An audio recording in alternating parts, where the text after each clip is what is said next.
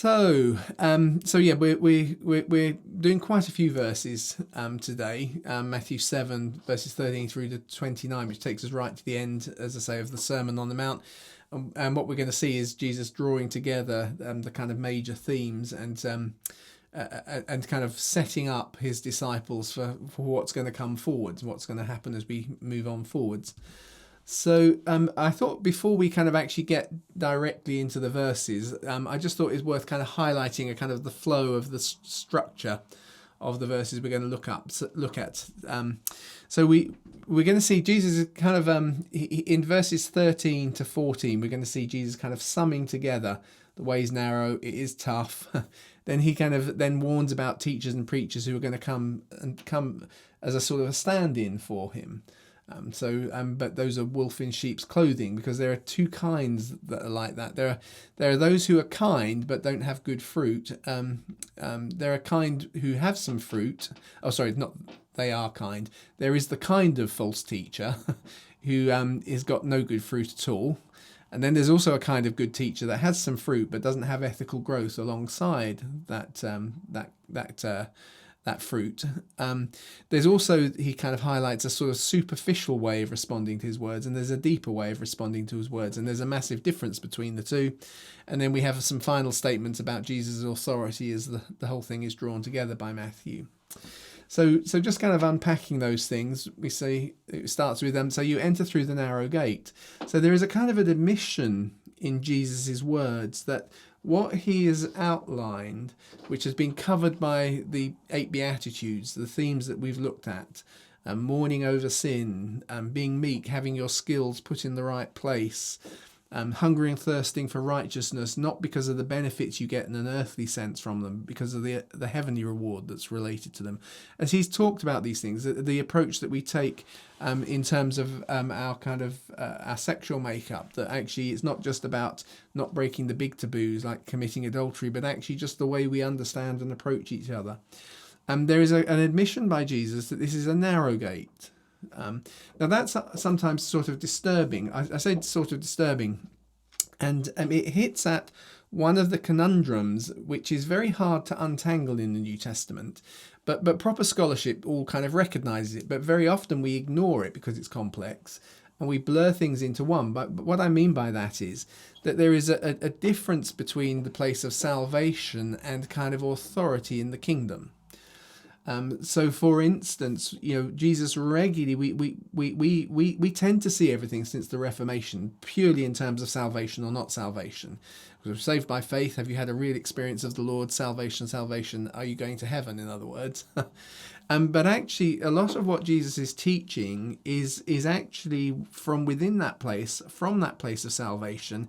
How do you press into authority, maturity, in a way that is really reflective of who Jesus is? And actually that process, and so there is a kind of within Scripture an implicit, and sometimes it's even explicit, but it's very, as you try and put these things together, if I kind of give you some surprise examples, for instance, we take the wise and foolish virgins. And the wise and foolish virgins have all been invited to the wedding feast. And at the end, those who haven't prepared, who haven't, if you like, taken seriously their calling, aren't kicked out of the wedding feast. They're at the edge of the wedding feast in outer darkness. Well, you see, in the ancient world, you come into a home to eat. It's often in a courtyard area. There's lots of light in there. And towards the edges, it gets darker. The lights aren't there. So if you're really in the in crowd, if you've made a success of it, you're in the middle. You're in the place where light is. If you've not made such a success of it, you're on the outside edge in outer darkness. That doesn't mean you've been kicked out of the whole thing. And it's just a kind of a quick example of how, as you kind of look at these things, there are these two kind of agendas going on. That we pick up as Paul goes on that salvation is by faith, and that's a basic foundation line. And then the question is, as Paul kind of plays it out, so let's sin that grace may abound. Well, that's not really what it's about, but somehow it's not the disqualification either. And so there's something of this that we've just got to get our head around as we read here. This is Jesus' message to disciples who've gone up the mountain with him. They've said, I want to push in, I want to understand this message at a deeper level. I'm not just looking at salvation. In the Jewish mindset, being born Jewish made you saved. So there was a big broad scope of things in which being born Jewish has now given you salvation. But the question is, what do you do with that? What do you do with the privilege that that is all about? And so we have to kind of keep that in mind. We won't try and always discern exactly, because people get into big arguments as to which one's which. What's about authority in the kingdom? What's about salvation? But just to be aware that it's there. So this entering through the narrow gate, for wide is the gate and broad is the way that leads to destruction, and many enter through it. So enter through the narrow gate. So there's a challenge. Come this way, come this narrow way. There is a wide way, and it leads to destruction. Now that would seem like this is now more to do with salvation. And there is a kind of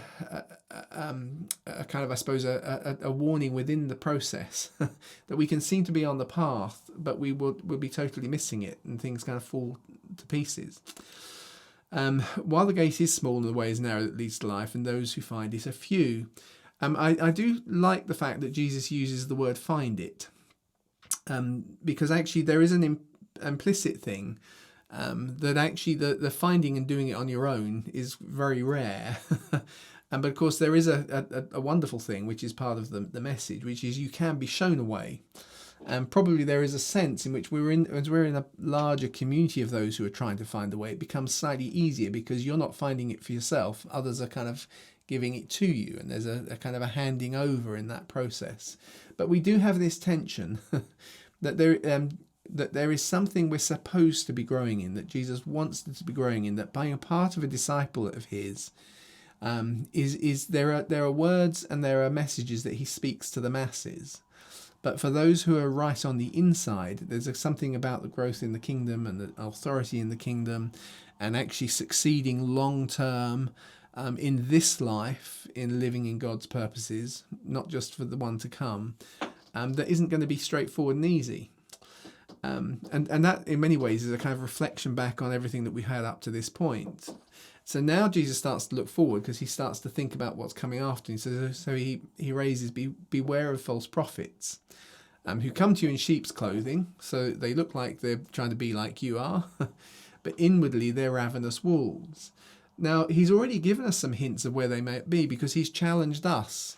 If you're doing righteousness, why are you doing it? Are you doing it because you're doing it for an audience? Are you doing the right things but in the wrong way? Those kinds of challenges. Are you being a hypocrite? He's used that word several times. And so now suddenly he's presenting a case where, while he is this person presenting as a prophetic word, at this stage his disciples are seeing him more as a prophet than as a Messiah. And there are people who are going to come who look like me. They look like you, but inwardly there's something different about them. We've been addressing some of those issues as we go through the Sermon on the Mount. And so he gives us this really straightforward and simple and actually incredibly profound, simple way of understanding it. It's not that you have to fully vet everybody from a theological point of view, because it assumes that you therefore are perfect theologically and you can do that. But actually there is a simple sense in which we tend to get people by their fruit. There are some people, and when I say there are some, there are often more than we would expect. There was I can't think of his name now. It was an Italian psychologist who made statements about what he called stupid people. It's very rude to call them stupid, but actually stupid people do stuff that is destructive to themselves and to other people. There are some people who do stuff that's destructive to other people but is good for them, and he called those bandits. But there are those people who somehow do stuff that is just takes you down the whole time. The reason I mentioned him is the thing he was quite adamant about is there are more of those people than anybody likes to admit. Whether he's right or not, I don't know. He's not the gospel, but there is something about certain types of folks we do see becomes destructive, and so actually in this journey where the way is narrow and the path is kind of tight. it is important that we start to recognize, not just with leaders, but those around us, those who kind of are likely to drag us down. We have to take a certain level of responsibility for the company I keep, because growth is not straightforward. It can get sapped. I used to use a lot when we were in pastoral work. You'd refer to toxic friendships.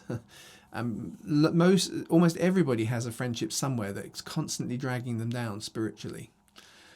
It's just kind of a common phenomena, and actually we do have to be real about those and how we manage them and how we try and create distance from ourselves.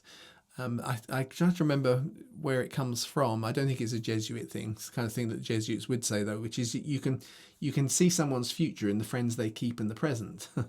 That's a kind of one of those truisms of psychology, that actually the fruit of those around us is quite a good predictor of how we're likely to stay on the journey or not. So Jesus kind of warns us with this very simple idea. It's not always what they say and express. They believe all the right things. They can quote the Westminster Catechism, but actually, what's the fruitfulness in their lives? And there is a kind of a balance in this, because those who are more fruitful, it really does become more fruitful. You find people around them are doing better as well. So there's that simple little kind of that little criteria. It's not a piece of bad theology that means you're a bad person to be around if you're on this. It's something about the basic orientation, because there's so much that we can do that looks right, but the heart can be wrong. We cannot be someone who's committing adultery, but the heart is full of all sorts of desires and lusts and treating people as objects rather than as real people. We can look like we're doing a lot of praying, but actually we do it for the audience. We can do all of those sorts of things. And that deep thing is hard to identify, but a simple way of saying is, does it produce good fruit? A good tree can't grow bad fruit, and a bad tree can't grow good fruit. And every tree that doesn't grow good fruit is cut down or thrown in the fire. So in one sense, there's total types, aren't there? You know, apple trees on the whole are good unless it's gone rotten. But then there are things that are kind of poisonous and bitter, and we don't really eat what comes from those at all. So it's by your fruits you're going to know people. So make sure you have time with those who do you good, who feed you, who are beneficial to be around, who you can get stronger and encouraged by being with. Because not everyone who says to me, Lord, Lord, will enter the kingdom of heaven, but only he who does the will of my Father in heaven. So again, it's how do we balance this statement? Actually there's knowledge of Jesus. Is it permanent and eternal, or is it in this moment there's someone who's coming around saying, Lord, Lord? They're using the right language, but actually they're in a place where they are willfully outside of what God really wants for them. Many will say to me on that day, Lord, Lord, didn't we prophesy in your name? So there are those who are just unhelpful to be with. Now there are some who seem like they're doing the right things. They've got a little bit of fruit, because didn't they prophesy? They may have even got those prophecies right. And in your name didn't we drive out demons, and in your name didn't we perform many miracles? And you can see a parallel with what Jesus is saying here with the words of Paul when he says, you know, if I've got all wisdom and I can prophesy, but I don't have love, then what have I got? You know, and that there is something about that idea. There's an ethical transformation, which is more than the kind of the flash that we like. It's the flash that produces cash in the Christian world. You know, that actually, you know, I know the truth because I have seen real miracles. And I know that when you stand up and tell stories about those things, there are an awful lot of people who love those stories. And they probably give you a bit bigger gift if you come and tell those stories than if you talk about the slower, tougher personal development side, which can and can, even in our cynicism, we can turn that into, oh, you're proud because you've achieved it yourself. We don't want to be proud of anything that Jesus hasn't done for me. But actually there is a thing of I want to follow the Lord with integrity. I understand I'll have mixed motives in doing it, but actually some of that growth it is not so obvious, but it is deeper, if I could put it that way. So, however, I will tell them, and what I've done, just so you can see it, because I kind of reworked through with my interlinear translations and various other versions. And I've moved the lawless workers to being part of the statement. Greek doesn't have kind of quote marks, so you don't know. So I've made it a qualification of those that Jesus is teaching. So, however, I will tell them, those lawless workers. And we often have things like workers of iniquity. But the concept is people who are doing stuff outside of law, the Greek word. So so some translations will put things, those workers of lawlessness, things like that. I've gone for lawless workers. I'll tell those lawless workers. In other words, they're people who are doing stuff for God, but somehow they have lost the fact that there is an inner ethical transformation that the Lord is looking for. It's the law that is to be written in our hearts. It's not just the external law which we submit ourselves to, but there's a law that I write your words in my heart that you might not sin against me. That actually there are those who get busy with the stuff of the kingdom, the prophesying, the healing, doing all sorts of things, but actually in their hearts they've not submitted themselves to law, this transformational process. So those lawless workers, I never knew you, depart from me. And we get the kind of the clue here that there's something about, because we always get fearful then. I say we always, a lot of people will get fearful. Am I a lawless worker? Is it me that's lawless? Actually, the key thing we've got to recognize is that sense of, do we feel near to Jesus? Or does he feel distant from us?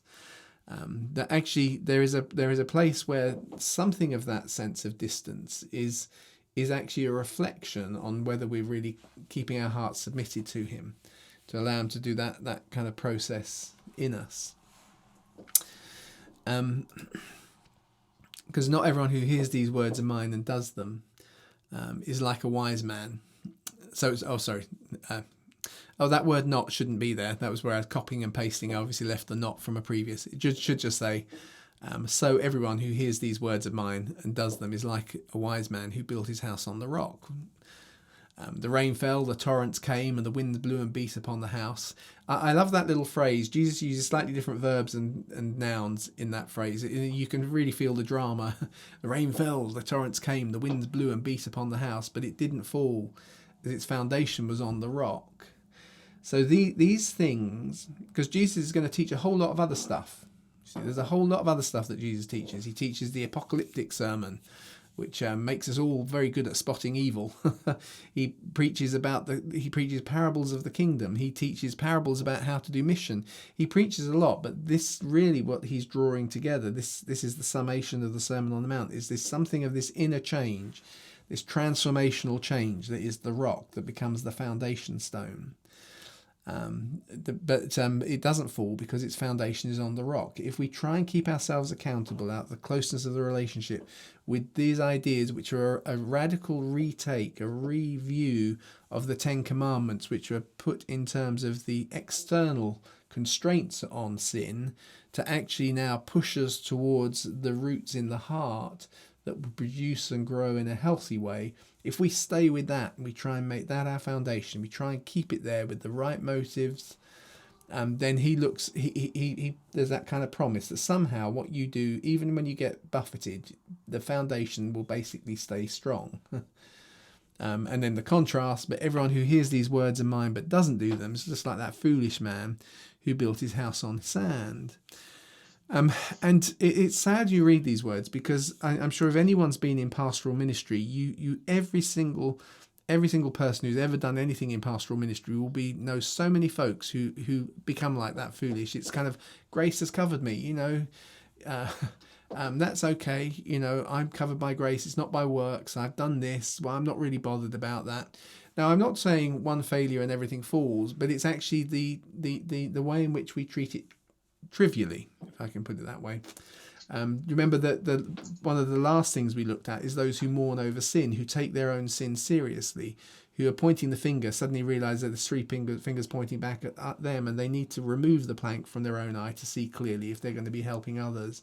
There's something about taking what the damage and brokenness of sin seriously, which means that you can, if you're like that, even sometimes when you fail, you get up again because you're trying to keep it in that place, rather than that kind of casual approach, which is quite common.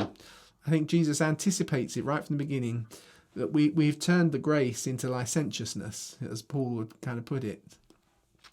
And we know that people who live those ways, and actually things do crash. The rain fell, the torrents came, the winds blew and beat upon the house, and it fell, and its collapse was massive. The actual Greek word is mega. The collapse was mega. So it really is a big. Everything kind of tends to fall down. They hold it together, hold it together, hold it together. But I can casually do this. I can be a bit dishonest. Even as I sit here today, without wanting to be judgmental, because I'm aware of folks who I know who aren't that, who in their workplace aren't that honest, and will say, well, it's difficult to be honest, and I understand that it is difficult sometimes to be honest in the workplace, and sometimes there might be times when you have to because of your sales or whatever. But actually, if you treat that casually, and you don't, it doesn't seem to be much of an instinct. We suddenly find we're on the broad road rather than the narrow road. And so we shouldn't be surprised when suddenly everything falls. And very often at that point, the foundations of people's faith don't seem as sure as they used to. So there is a kind of a dire warning, not to kind of not to set people up to fail, but to see there is a real consequence to not trying to do this the right way. Its fall is massive. So when Jesus finished these things, the crowd were amazed at his teaching.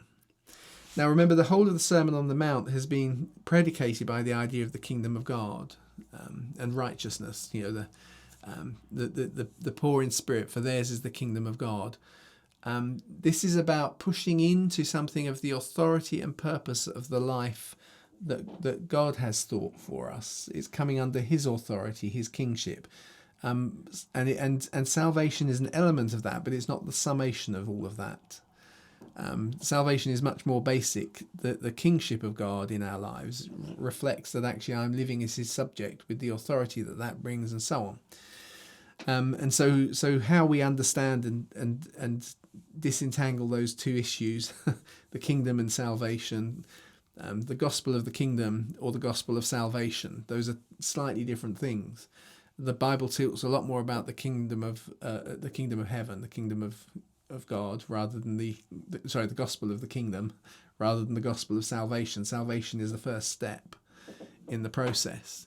So when Jesus finished saying these things, the crowds were amazed at his teaching, because he talked with his own authority and not as their scribes. I've gone with the word own there. It's an implied word. It's because he taught with his authority. I've emphasized it with the word own. He taught with authority, and not as their scribes. But the part of the reason for using it is because if you actually look at the scribal writings, and we've done that as we've kind of thought as we've gone through the Sermon on the Mount, we've noticed how the Sermon on the Mount has referenced the Hillelites, the Shammaites, is referenced the Essenes. He's referenced some of the intertestamental writings. He's referenced there's a whole load of other teachers and scribes, and actually one of the things that marks them out is that they are so obfuscating, the other scribes. It's kind of like, well, I'm about to tell you this, but let me point out that so and so said this, and so said that, and so this, and this person agreed with me, so now I'm telling you. So sort of you agree with me, but if you disagree with me, you're also disagreeing with all these other people. I've surrounded myself with so many cross references to other people. And so actually this idea of his own authority is the simplicity with which Jesus is making it. This is not because so-and-so said it and so-and-so agreed with him and so-and-so was more important than another person and I've given you 15 references. This is authority. This is me saying it as it is, if I can put it that way. And because he taught with his own authority and not as their scribes, and that's the end of the chapter. Probably the next verse of the first chapter is kind of the transition where it says, now he comes down off the mountain. But actually, if you take these final two verses, the last comment on them. So when Jesus had finished saying these things, the crowds were amazed. Now notice there wasn't a crowd with Jesus up the mountain at the beginning. I think this is kind of saying this was the first time Jesus started to unpack his ethical agenda. Was the time he goes up the mountain and the disciples come to him. During this first phase, as they're going out, I suspect this teaching is being regularly revisited. which is what, as we saw in Luke's Gospel, we find a very similar sermon to the Sermon on the Mount, slight differences and put at a slightly different period. It's at the end of his first tour. So I suspect that these things are stuff that even as Jesus has come down, and this is the first time it's been laid out to his original group of disciples, he starts to put those out initially to see who it attracts, who this tough message is going to attract. And it draws in others. I suspect some of the 72 get drawn in during this first phase, you know. So actually, by the crowds is plural. So Jesus finished saying things. The crowds. It's not the crowd. So I think this is almost a kind of a post sermon summary. So Jesus finished saying these things. We've had them. Now, actually, as he went on saying those things, as we kind of, the crowds were amazed at his teaching, and because of his authority, which is not like the scribes. So we're now at the end of the Sermon on the Mount. We've seen its challenges. We've seen its incredible kind of hope. We see this kind of this balance, which is there are things that we somehow need to get hold of and keep working at. Which is not the antithesis of grace. It's a consequence of grace. It's what grace is for. To kind of put it in Old Testament terms, you know, the children of Israel leave Egypt, so they're saved from, but it's not until they kind of push in 30 years later, isn't it, that they discover what they're saved for. There is a kind of a transition between being saved from and saved for. And actually, the Sermon on the Mount gets right at the heart of this process, this reinterpretation of the law that Jesus has given us, that actually as we internalize it and we submit ourselves to it, so we're not people of lawlessness, then actually we grow in the things of God, but in God's way, not in our way, if I can put it that way. So those are my thoughts on this final kind of section of the Sermon on the Mount. Does anyone want to kind of comment or raise any ideas or ask any questions at this stage? I'll put in a comment that I remember my father always used to bring out, talking about the wise man and the foolish man building his house on the sand. We tend to think of it as being, you know, building it on the beach. Why on earth would you do that? My father used to point out that he's probably building it on a dried up riverbed. Uh-huh. If you build in a riverbed, you should not be surprised if when the rain comes and the floods come downstream, you are in the way. Yeah. It does remind me of some people, you know, building housing estates on floodplains and then wondering why they get flooded. Yeah. Global warming or, you know, divine retribution on sheer foolishness. Yeah. Not much water for me, if you'll pardon the pun. No. And the funny thing is, Stephen, I was going to say funny.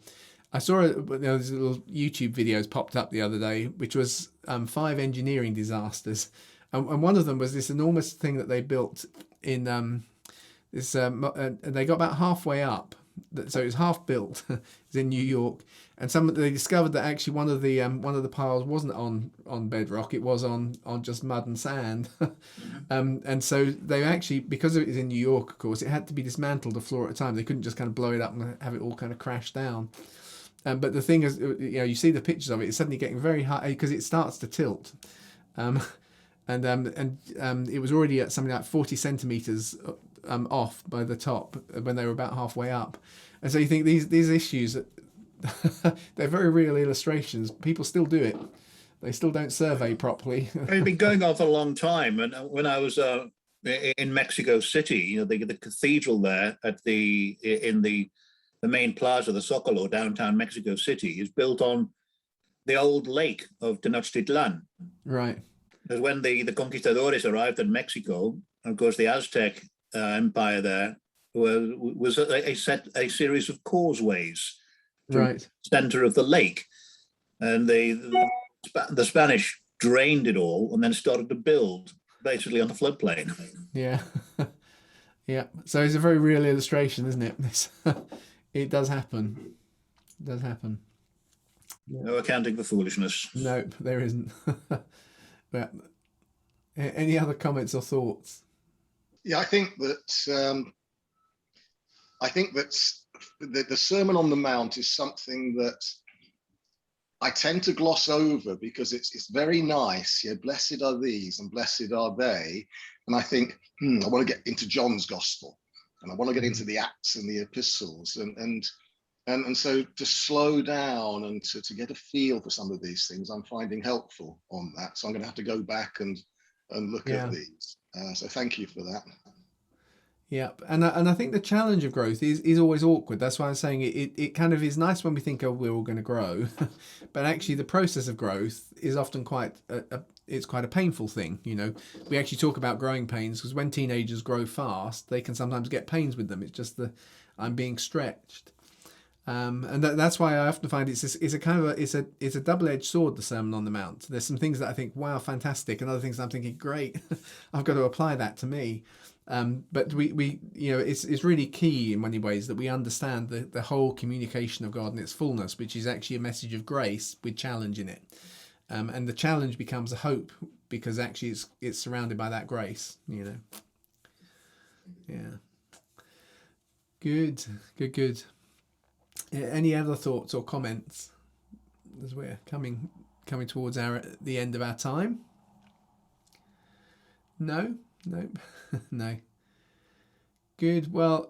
So it's sad to say. Then we'll have a few weeks off now. I was saying, Stephen, I think you weren't here right at the beginning, because we come to the end of the Sermon on the Mount. This is a good point probably to make a break. It's a couple of weeks earlier than I intended to, but it doesn't seem sensible to start a whole new section of Matthew, do a couple of weeks and then kind of leave it halfway through. So we'll kind of pick things up in the new year and take a slightly extended break for the run up to Christmas, which gives people more freedom to use their lunchtimes to get those things organised, and actually in a funny way to do something which I think it may not be verbally the same as the Sermon on the Mount, but in principle is the same, which is we want to celebrate something that's really, we have something worth celebrating. It's not an empty celebration. So much of what the world does is celebrating for the sake of celebrating. Rather than actually seeing we've got something that's worth celebrating, so let's make it sacred by making it special. So we'll leave some space for us to make our reasons for celebration really special. So I will, as I say goodbye today, it will be for a few weeks, but hopefully people will rejoin me in the new year. So I will say my goodbyes. And it's goodbye from him. Yeah, and it's goodbye from him. Thank you, Steve. Thank you, Steve. Okay, see you, Stephen and Anne. Thanks very much. Thank you. Yeah, see you then. Bye, Anne, and bye, Mike. Bye. Good. And Neil, of course, has disappeared already. I'll say goodbye as well.